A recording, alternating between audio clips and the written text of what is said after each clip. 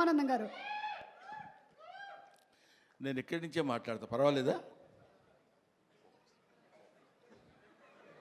నా బతుకంతా ఇలాగే అయిపోయింది. 40 సంవత్సరాల క్రితం ఇలాగే వెనక నుంచి తోశారు, ఇప్పుడు ఇక్కడికి వచ్చి పడ్డాను. ఇప్పుడు ఏంటి ఒక్కొక్కళ్ళు ఎంతసేపు మాట్లాడుతున్నారో అనుకున్నా. నేను ఎంతసేపు మాట్లాడతానో నాకు తెలియదు. ఎందుకంటే నా వెనకున్నది, నా ముందున్నది, నా పక్కనున్నది, నా చుట్టూ ఉన్నది మా చిరంజీవి గారు. కాబట్టి ముందు గుర్తుపెట్టుకొని చెప్పాల్సిన కొన్ని మర్చిపోయినా పర్వాలేదు, కానీ గుర్తుపెట్టుకొని చెప్పాల్సిన విషయాలు కొన్ని ఉన్నాయి. ఈ సినిమాకి ప్రొడ్యూసర్ మిస్టర్ రాహుల్ యాదవ్. ఈయన వచ్చి నాకు స్టోరీ చెప్పినప్పుడు నేనేమన్నాను, వాళ్ళు ఏమన్నారని అందరూ చెప్పారు. అర్థం కాకుండా మా డైరెక్టర్ గారు కూడా చెప్పారు, ఏ మాటగా మాటే. కానీ మేమందరం కలిసి కూర్చుని చేసేటప్పుడు ఒక ప్యాషన్ ఉన్న ప్రొడ్యూసర్. జనరల్గా ఊరికే ఏదో డబ్బు ఇచ్చేసి సినిమా చేసేయండి అనటం కాకుండా, సినిమా ఇలా తీస్తే బాగుంటుంది, ఇలా ఉంటే రాత్రి 7:30 వరకు, ఇవాళ మార్నింగ్ 7:30 వరకు కూర్చొని పనిచేసినటువంటి అతి తక్కువ మంది కుర్ర ప్రొడ్యూసర్స్లో నేను చూసింది రాహుల్ యాదవ్ని. I feel proud. అటువంటి అంటే కొంచెం చదువుకుని దాన్ని ఆకళింపు చేసుకుని మంచి సినిమాలు తీయాలనేటువంటి ఆలోచనలో ఉన్న ప్రొడ్యూసర్స్లో రాహుల్ యాదవ్ ఒకడు. ఆ తర్వాత డైరెక్టర్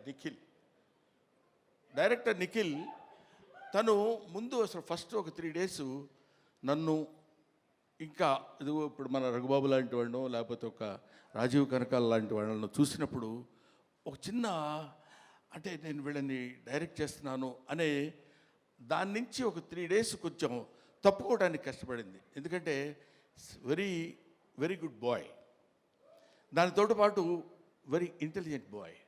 లేకపోతే ఇంత కథ ఈ రకంగా రాయగలిగినటువంటి కెపాసిటీ సామాన్యంగా ఉండొచ్చు. ఇది తాత మనవడు గురించి చెప్పేది. ఒక మాటలో చెప్పాలంటే, with the permission of the producer, ఒక మాటలో చెప్పాలంటే ఒక బేవర్స్ తాత, ఒక ఎడమెంట్ గ్రాండ్ సన్, వీళ్ళిద్దరూ వాళ్ళ జీవితాల్ని ఒకచోట నిలబెట్టుకుని, ఒకచోట కలుసుకుని, ఇద్దరు very good grand father and very good grand son అనే స్థితికి అందంగా తీసుకొచ్చినటువంటి స్టోరీ ఇది. తర్వాత ఇది వ్యాలంటైన్స్ డే రోజున రిలీజ్ చేస్తున్నాం అన్నారు. వ్యాలంటైన్స్ డే అంటే ప్రేమికుల దినోత్సవం. ప్రేమికులు అనగానే మనం వెంటనే టీనేజ్లో అమ్మాయిలు అబ్బాయిలు ప్రేమించుకోవటాలు అనేది అది కామన్ పాయింటే. ఒక తాత మనవడు ప్రేమించుకోవటంలో కూడా ప్రేమ ఉంది, ఒక తండ్రి కొడుకు ప్రేమించుకోవటంలో కూడా ప్రేమ ఉంది. ఇలాగా ఒక స్నేహితుడు మధ్య కూడా ప్రేమ ఉంటుంది. అది ప్రేమ ఈజ్ యూనివర్సల్. అది రేపు తాత మనవడిద్దరి మధ్య ఉన్నటువంటి ప్రేమ గురించి చెప్పే రోజున February 14th ఈ సినిమా రిలీజ్ అవుతుంది. సినిమా చాలా అద్భుతంగా ఉంది. నా మాట వినడం చూడండి, అమ్మతోడు మీరు నమ్మండి సార్, నా మాట వినడం బతిమిలాడటం కాదు. సిన్సియర్గా సినిమా బాగుంది అని అబద్ధం చెప్పకుండా చెప్పేటువంటి స్థితి నాకు నా సినిమా చూసిన తర్వాత కలిగింది. అందువల్ల మీ ముందు చెప్తున్నాను. ఆ తర్వాత ఈ సినిమాలో నాకు గురువు, దైవం, ఆద్యుడు, నీ పేరు చెప్తాను అనుకుంటున్నావు కదా నువ్వు? చిచ్చి, నీ పేరు ఎందుకు చెప్తాను నేను? వెన్నెల కిషోర్. అతను ఇందాక ఊరికే కావాలండి కామెడీగా అన్నాను కానండి, మనిషి చాలా అంటే ఎక్కువసేపు ఆయన కామెడీ చాలా బాగా చేస్తాడు, ఈ సినిమాలో అద్భుతంగా చేశాడని చెప్పడం కంటే, ఈ కథ ముందు రాహుల్ యాదవ్ గారు ఆయనకు వినిపించారు, హీరోగా ఉండండి మీరు చేయండి అని. సెల్ఫ్ క్రిటిసిజం అంటారు, ఆత్మవిమర్శ. ఆ కథ నేను విన్న తర్వాత అతను, నేను లాభం లేదండి ఈ సినిమాలో నేను ఆ క్యారెక్టర్ చేయలేను హీరోగా. అది హీరోగా చేయగలిగింది తాత మనవడుగా, తండ్రి కొడుకులుగా ఉన్నటువంటి వాళ్ళు తాత మనవడుగా చేస్తే చాలా బాగుంటుందని ఆయన మిత్రుడు గౌతమ్ గారి పేరు ప్రపోజ్ చేసి తీసుకొచ్చినటువంటి వ్యక్తి మిస్టర్ వెన్నెల కిషోర్. సో ఇంత మంచి మనసుల యొక్క కలయిక చేత ఏర్పడినటువంటి ఒక అద్భుతమైన సినిమా ఇది అని నేను చెప్తున్నాను. ఇటువంటిది ఈ సినిమా లాంటివి. తర్వాత ఈ సినిమాకి డిఓపి చాలా అద్భుతమైనటువంటి పద్ధతిలో బహుశా ఇందాక మీరు చూసినప్పుడే మీకు అనిపించి ఉంటుంది. డిఓపి గారు కానివ్వండి, ముఖ్యంగా music director Sandilya, I love him. ఈ శాండిలియాను డైరెక్టర్ గారు ఇద్దరు కలిసి బాగా అరేంజ్ చేసుకున్నట్టున్నారు కదా, అంటే పేరెత్తగానే అరుస్తున్నారు అలాగా. రైట్. శాండిలియా ఎవరో నాకు పరిచయం చేస్తూ, సుమ అనుకుంటా, సుమ నాకు పరిచయం చేస్తూ ఒకసారి అదే మొన్న ఏదో ఇంటర్వ్యూలో శాండిలియా గారు ఎవరి దగ్గరండి కీబోర్డ్ ప్లేయర్గా కీరవాణి గారి దగ్గర వయలినిస్ట్గా చేశారండి, చాలా గొప్పగా. ఇంతకుముందు మనం మామూలుగా చెప్పుకునేటప్పుడు కీరవాణి గారి దగ్గర పనిచేశారండి అంటారు కదా, ఈ సినిమా తర్వాత శాండిలియా గారి దగ్గర పనిచేసేవాళ్ళండి వీళ్ళని చెప్పుకుని చూస్తున్నాను నేను. ఇందులో అతను ఉన్నాడు కాబట్టి చాలా గొప్పగా చేశాడని చెప్పే మాట కానే కాదు, సిన్సియర్గా చెప్తున్నాను. చాలా అంటే ఒక స్టాండర్డ్ మ్యూజిక్ డైరెక్టర్ అనిపించింది నాకు అది చూసిన తర్వాత. I love it. ఇది అయిపోయింది ఇంతవరకు. ఈ తర్వాత ఇంకెవరైనా మిగిలిపోయారా? ఇంకెవరు మిగలలేదు. ఇంకా గెస్టుల జోలికి వచ్చేయచ్చు మనం. గెస్టులు మీరు గెస్ట్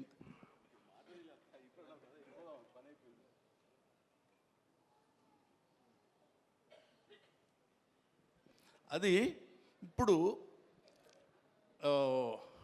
అనిల్ రావిపూడి మా అబ్బాయి చెప్పాడు ఇందాక, ఈవీవి సత్యనారాయణ గారు ప్లస్ జంజాల గారు ప్లస్ ఎస్వి కృష్ణారెడ్డి గారు ప్లస్ రేలంగి నరసింహారావు గారు వీళ్ళందరినీ ఒక మిక్సీలో వేసి గిర్రుని తిప్పితే అనిల్ రావిపూడి. వీళ్ళలో ఎక్కడ ఏది ఎంతవరకు వాడాలో అంత అద్భుతమైనటువంటి కామెడీని ఈ రోజుల్లో పండించి తనకంటూ ఒక ప్రత్యేకమైన స్థానాన్ని తెచ్చి this is the power of comedy అని ప్రూవ్ చేసినటువంటి director today, that is Anil Ravipudi. This is the power of comedy అని ఊరికే నేనేదో సౌండ్ పెంచి మాట్లాడుతున్నానని కాదు, 300 crores కలెక్ట్ చేసినటువంటి సినిమా తీసినటువంటి వ్యక్తి. సో అటువంటి అనిల్ రావిపూడి ఆయన డౌన్ టు ఎర్త్, పిలవగానే అలాగే గురుగారు డెఫినెట్గా వస్తాను అని చెప్పొచ్చారు. ఆ తర్వాత మనందరం తెలుసుకోవాల్సినటువంటి వ్యక్తి, మనకి ఆదర్శప్రాయమైనటువంటి మనిషి అని అనొచ్చు, అనటానికి పెద్ద ఏమీ ఇబ్బంది పడాల్సిన అవసరం లేదు. నాగ అశ్విని గారు, ఆయన కల్కి సినిమా డైరెక్టర్.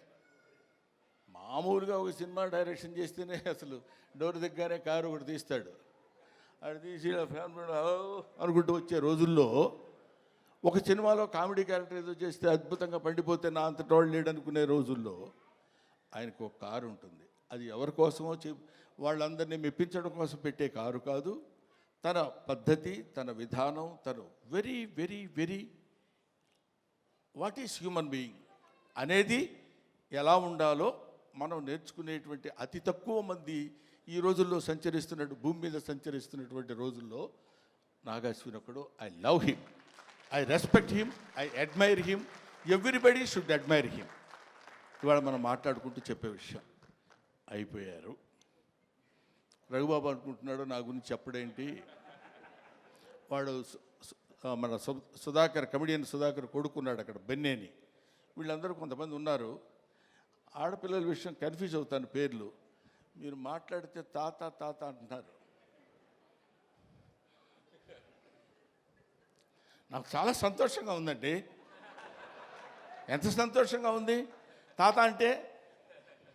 అసలు మరీ ఈ అమ్మాయి అయితే రావడం తాత అనుకుంటూ వస్తుంది సెట్లోకి. అంత మరీ వినపడేట్టు అరవక్కర్లేదులేమ్మా, తాత అనే క్యారెక్టర్ తెలుసు కదా, దానికి ఎందుకు దాని గురించి అని. సరే, ఆడపిల్లలు వాళ్ళ మేరకు అందరి చేత అద్భుతంగా నటింపజేయించినటువంటి దర్శకుడికి, వాళ్ళకి అవకాశాన్ని కల్పించినటువంటి ప్రొడ్యూసర్ గారికి అందరికీ నా హృదయపూర్వకమైన నమస్కారాలు తెలియజేసుకుంటూ, ఎవరినైనా మర్చిపోయి ఉంటే క్షమించండి, లేకపోతే లేదు, అది మీ ఇష్టం, నేను దానికి ఏం చెప్పలేను. పోతే one and only that is megastar Chiranjeevi. Megastar Chiranjeevi గారి గురించి కోర్స్ ఆయన గురించి మాట్లాడటానికి నా ఒక్కడికే క్వాలిఫైడ్ మ్యాన్ అనుకుంటున్నాను. ఆయన 40 సంవత్సరాల సుదీర్ఘమైన ప్రయాణం ఆయనతో నా 4 decades. ఆయన ఖైదీ సినిమా చూడటం కోసం భీమవరంలో అప్పుడు అత్తిలి కాలేజీలో లెక్చరర్గా చేసేవాడిని. భీమవరం వచ్చినప్పుడు పని మీద హడావుడిగా వెళ్ళిపోయి ఆ సినిమా చూసి వచ్చి ఎవడో కుర్రాడు భలే చేస్తున్నాడు రా అసలు ఏదండి అదే చెప్తున్నాను. భీమవరం నేను అత్తిలి అంటే ఒక it's neither village Nar A town కావాలనుకుంటే కొంచెం సిటీ లాంటి ప్లేస్ కావాలనుకుంటే భీమవరం వెళ్ళేవాళ్ళం. అప్పుడు నా మిస్సెస్ ప్రెగ్నెంట్గా ఉంది. ఏడ్రా ఎక్కడ నేను గబుక్కుని ఎవరినో చూపించినట్టు ఉన్నప్పుడు తన్ని తీసుకుని భీమవరం వెళ్ళి భీమవరంలో చెకప్ చేయించుకొని అది పాజిటివ్ వచ్చింది అనగానే గబ పరిగెట్టుకుంటూ ఆవిడని లాక్కుని ఆల్మోస్ట్, ఎందుకంటే ఆ సినిమాలో ఫస్ట్ ఫైట్ బిగినింగ్లోనే ఫైట్ ఉంటుంది, ఇది ఖైదీ ఫైట్. అంతవరకు అట్లాంటి ఫైట్ చూసిన వాళ్ళు లేరు. ఇవాళ చిరంజీవి గొప్పోడయ్యాడు, చిరంజీవి చాలా గొప్పోడయ్యాడంటే he is the trend setter. Trend setter అంటే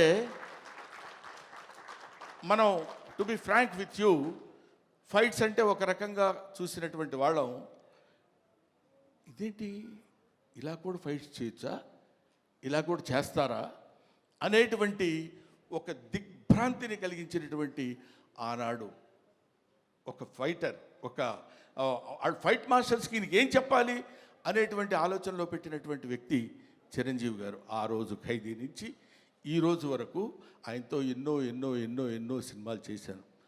అది పక్కన పెడితే ఆ తర్వాత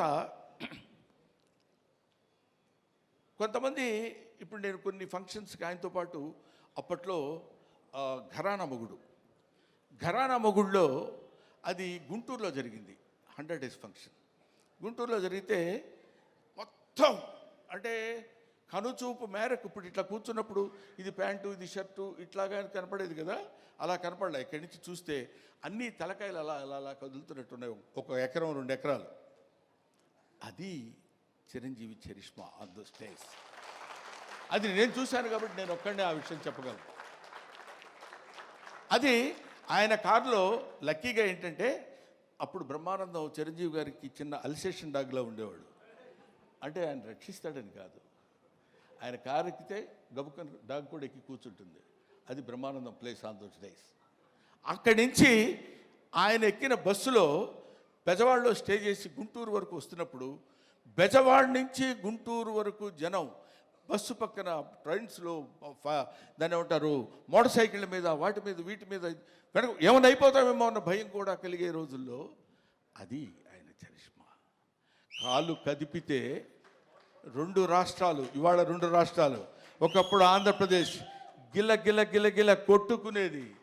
చిరంజీవి డాన్స్ అంటే ఇది కదా చిరంజీవి డాన్స్ అని అనుకునేవాళ్ళు.